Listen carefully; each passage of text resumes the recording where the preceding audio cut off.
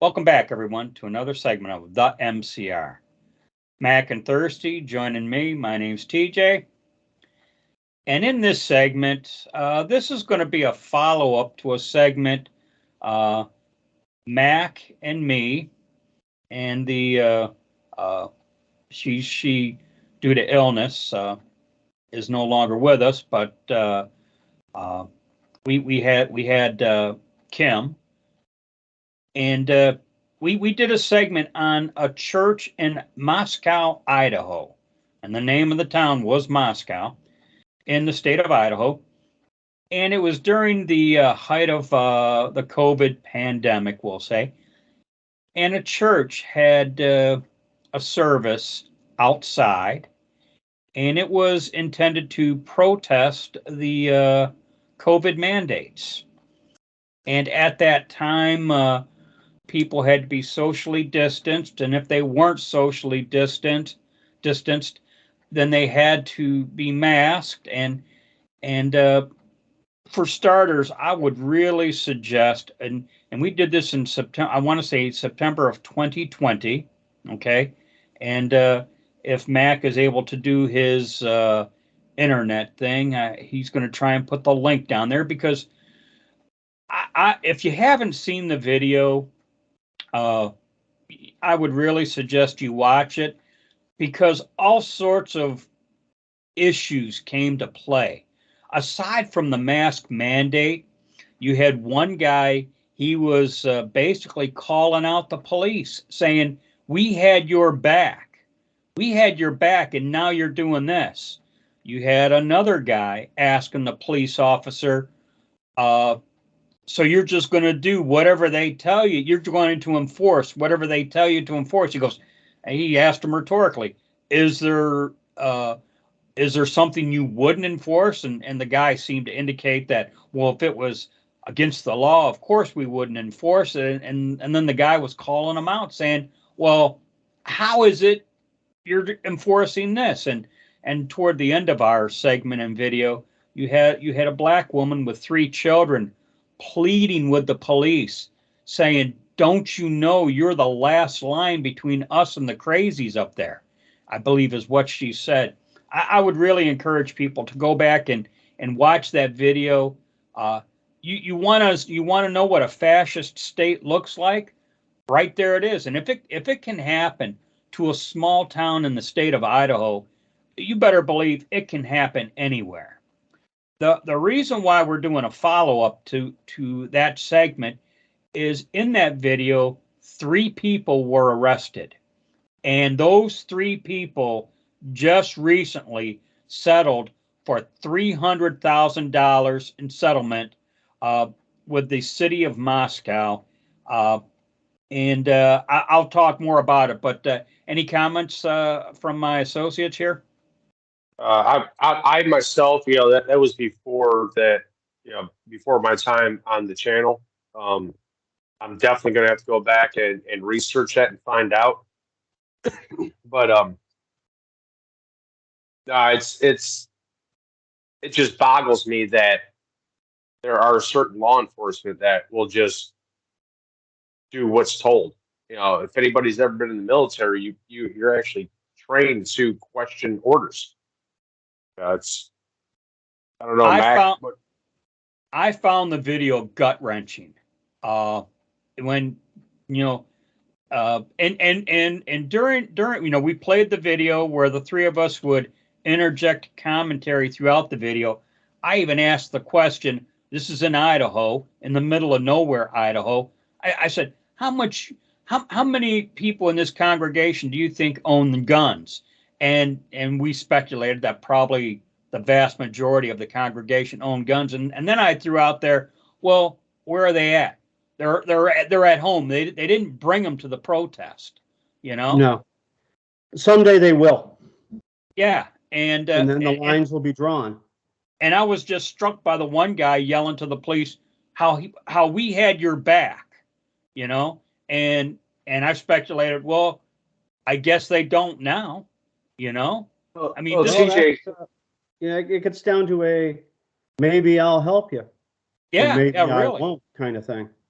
well, it's more of a I guess the football team picking on the chess team is what it is. You know, I'm bigger, I'm badder, and you're nothing but a pencil pusher. Well, as we remember back to the terrible year of 2020, uh, do it because I say was the logic, or follow the science of the bought and paid for scientists who are going to say whatever we've paid them to say, so that they could do a trial run. I do believe they did a trial run on how people will fall into line at the slightest emergency. Because I watched a clip of Bill Maher and Jimmy Kimmel talking about on Jimmy Kimmel's show. And I don't think he was too happy with Bill Maher, because Bill Maher said, they did a survey in the New York Times, which Maher points out is not a conservative organization. But the difference between Republicans and Democrats and what percentage they thought was going to go to the hospital if they got COVID. Democrats thought it was like 3 out of 4 people, or 75%, while Republicans thought it was 20%. When in reality, it was between 1% and 5% of the people who got COVID went to the hospital.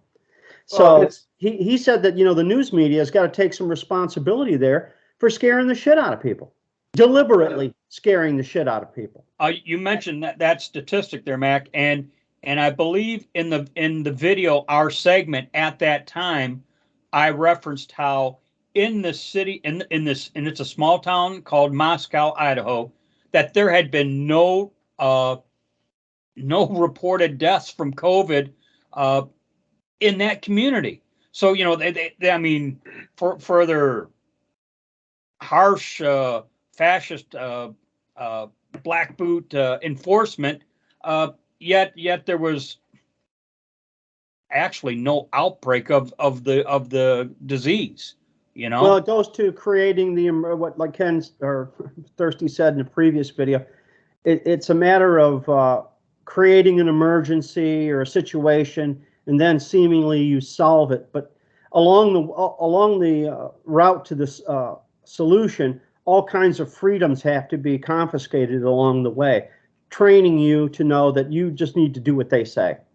Well, that's the whole thing. Is I just took down a note.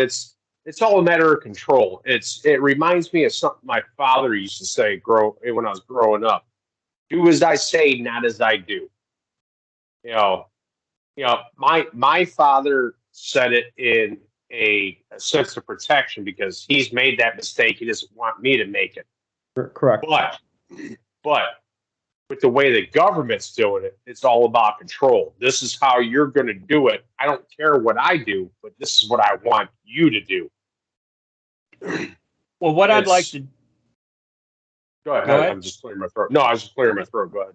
Well, what I'd like to do is I'd like to just kind of wrap up how this all got resolved. Okay, as I've mentioned, the three of them, and it was a Gabriel Wrench, a Sean Bonet, and a Rachel Bonet.